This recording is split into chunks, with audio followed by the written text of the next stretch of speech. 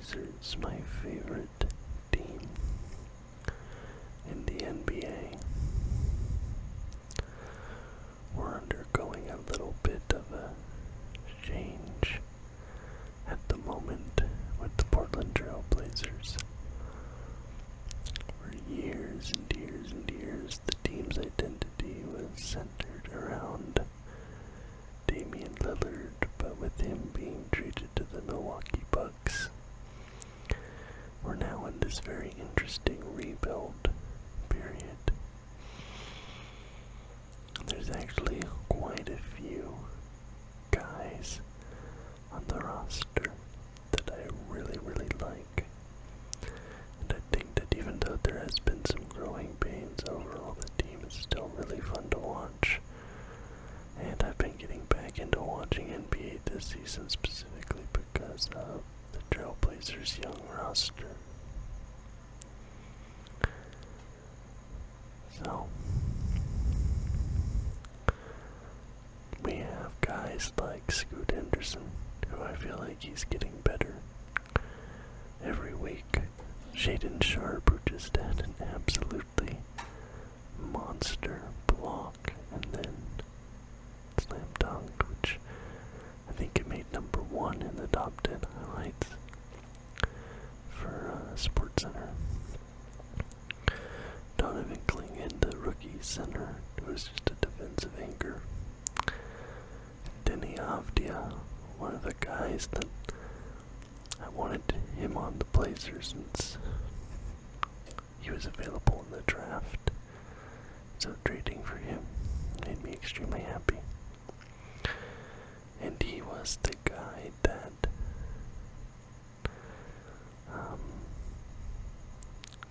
came in second place for this. I almost picked Denny, but then the last minute I changed my mind. Or maybe I could have picked Anthony Simons, who I've actually met in person. Insert photo of Anthony Simons here, if I remember to download it. But at the moment, and this is subject to change, and at the moment my favorite player on this Portland Trailblazers roster is Toumani Camara. Toumani Camara came over from the Phoenix Suns as part of that Yusuf Nurkic trade package.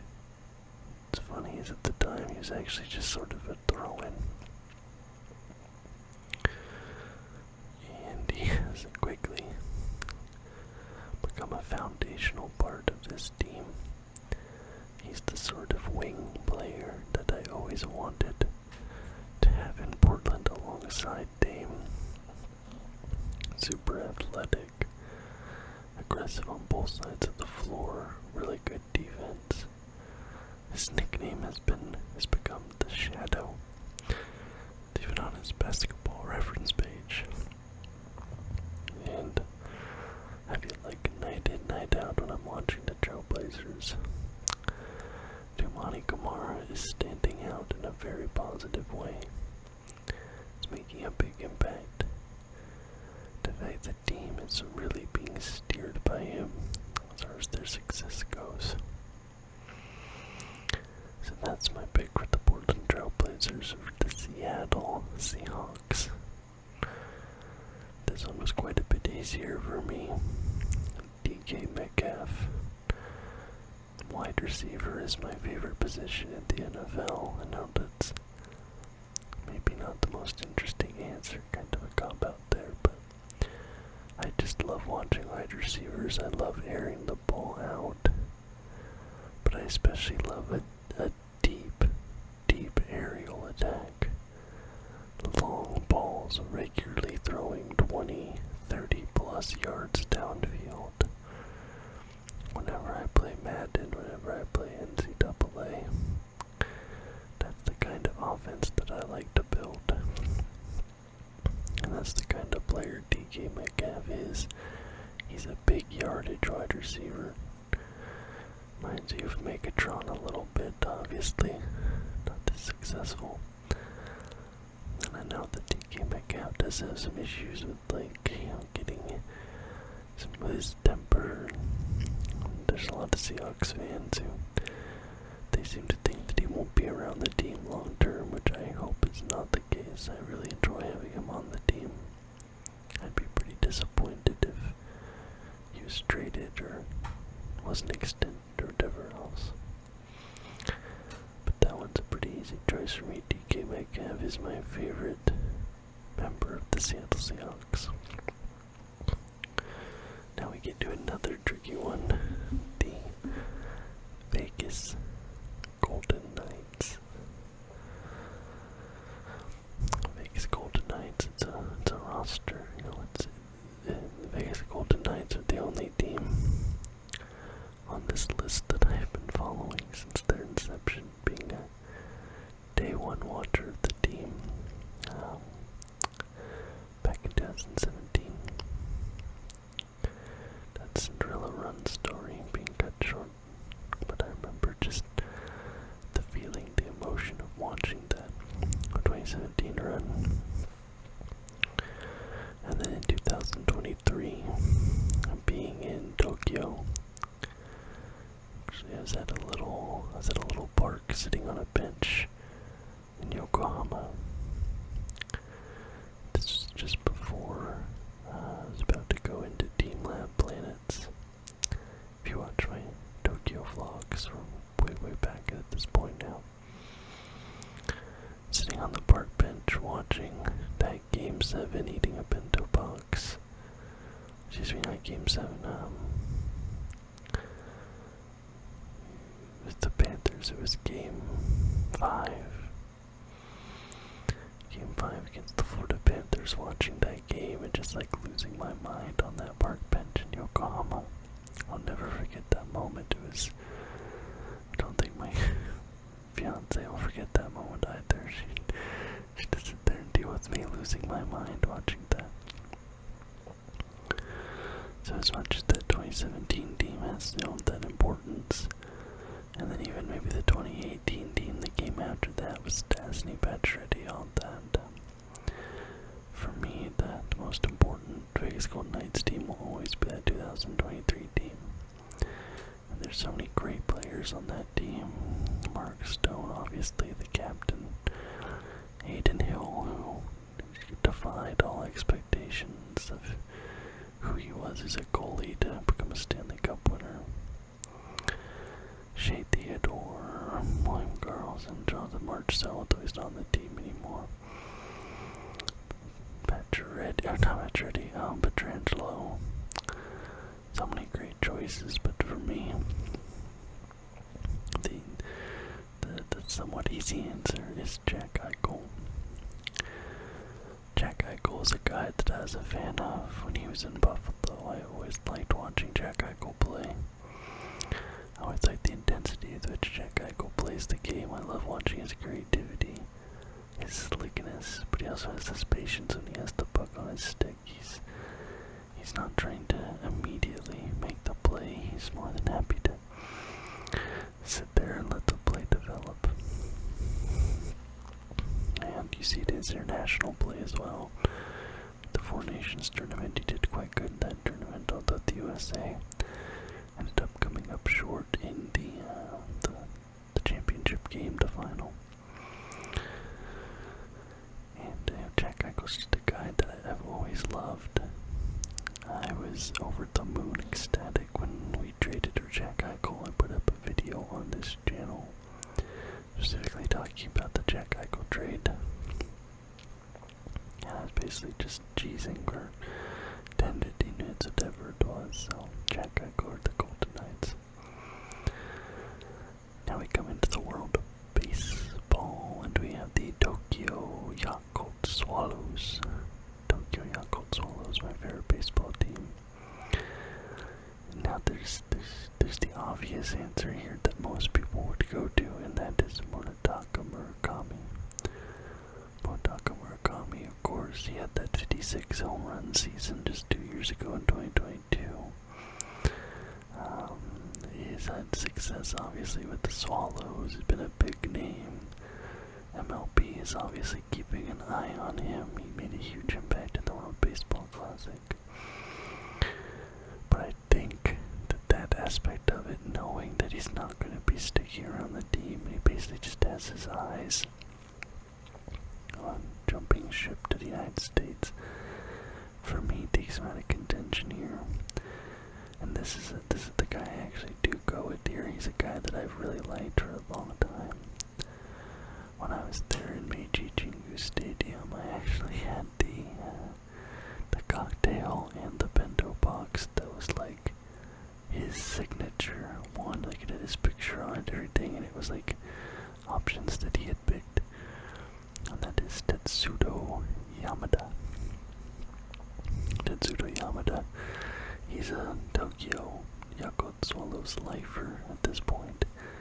He has been with the team since 2011. He really has shown no signs of leaving anytime soon. He's not the player that he used to be. He's 31 now, so he probably has a few more years left, maybe one more contract left in him. He's above average bat at this point. He's a reliable bat. He's not a big power guy. He's not going to be blasting, 30 plus home runs a season, especially not anymore. But Yamada always just come across to me as a really great, reliable player. He's been good for Samurai Japan, and he's the guy that I've always appreciated watching and I've always enjoyed. Now we get into the world of soccer with the Portland Timbers, and this one is frustrating to me because we just traded away Evander like a week or two ago, which I do not know what we were thinking with that. Like, Evander has superstar world-class potential, and trading him, not selling him, but selling him within the MLS, not even to a European league, is just extremely frustrating. And admittedly, I haven't watched the Timbers as much in recent years as I have in the past, just because they have not been as great, and with the time difference between the US and Australia now, it's not as easy to watch MLS matches. Diego Chara, obviously, is a guy that's been on the squad for forever. Felipe Moore is a guy that's very exciting on the team. But Jonathan Rodriguez, he's an acquisition from Club America and Liga MX. And last season, 2024, he got 16 goals, as I think he's the main striker now for the Portland Timbers. And he's a guy that I just really like the way that, kind of a target man a bit. He reminds me a bit, I can't remember the guy's name, but back in 2013, 2014, when I was going to Timbers matches fairly regularly, we had this striker on the team who just had an absolutely rocket left foot, but really couldn't do much else besides that, and Rodriguez kind of reminds me of him a little bit in that regard. I wish I could remember that guy's name. I think he's only with the team for like a season or two. I have to look that up. But now we go to the Atlantic, to my favorite soccer team, football team, probably besides the Trailblazers and the Seahawks, the team on this list I've been following the longest in my life, and that is Bayern Munich. Bayern Munich. There was an obvious answer for me here, but obviously there's like legends like Neuer, in my opinion, the greatest goalkeeper who's ever lived. Then you have some current players on the squad like Harry Kane, obviously. Michael Olise, who came in this season, I've really been enjoying him. But for me, my favorite soccer player of all time, perhaps my favorite athlete of all time, the guy who is the reason that the number 25 is my favorite number, and that is Thomas Müller. I think one of the most underrated players of all time. If he played in England, if he played in Spain instead of playing in Germany, I think that Müller would be a lot more popular than he is. But he's won one World Cup in 2014 and 2010. He had the most goals in the World Cup. He's won the Champions League twice. He's a 2-time Club World Cup winner, 12-time German League winner, 2-time UEFA Super Cup winner, 6-time German Cup winner, and 8-time German Super Cup winner. Just an absolute monster. Basically created the Rumadero. Is that how you pronounce it? Rumadero. I can't pronounce that word. Position, basically he created an entire position, and nobody to this day has ever played it as well as he had. And even now he has slowed down a bit. Obviously he's not the player that he used to be, but he still shows those flashes of brilliance, those moments of creativity, and he still is able to do things with the ball that I've never seen any other player do. And for that, Thomas Müller will always be my favorite soccer player, and an easy choice for me for Bayern. Now this team, this is probably the most recent team I've gotten into, and you'll have to forgive me, I'm still learning the ins and outs of rugby. I know the rules now and all that, but I still kind of struggle a bit with understanding what players and what positions do what, and why and how.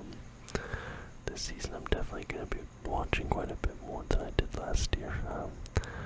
But the Penrith Panthers, the team that I was lucky enough to, I moved here into the Penrith area, and I was lucky enough to be adopted into a local team that has gone on an unprecedented run of success. I mean,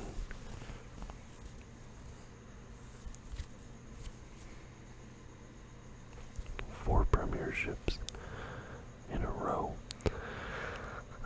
An absolutely unprecedented just level unrun, and they've all been interesting, they've all been different, and it being here to watch the Brisbane Broncos win that amazing comeback, and then watching the Storm game as well. This is such an electrifying sport, and I'm really happy to be learning more, getting more into it. The obvious answer here, and the guy I almost went with, is Nathan Cleary. Nathan Cleary, of course, is the heart and soul of the team. He's an immortal, one of the best players in the game currently playing. But and again, I'm going off of what other fans are saying, and things like this. Basically, going to go down as one of the best of all time as well, even though he's still active. But a guy that I watch him and I watch what he does, and I see his energy and I see his personality, and I just can't help but like the guy, and that is Brian Dogle.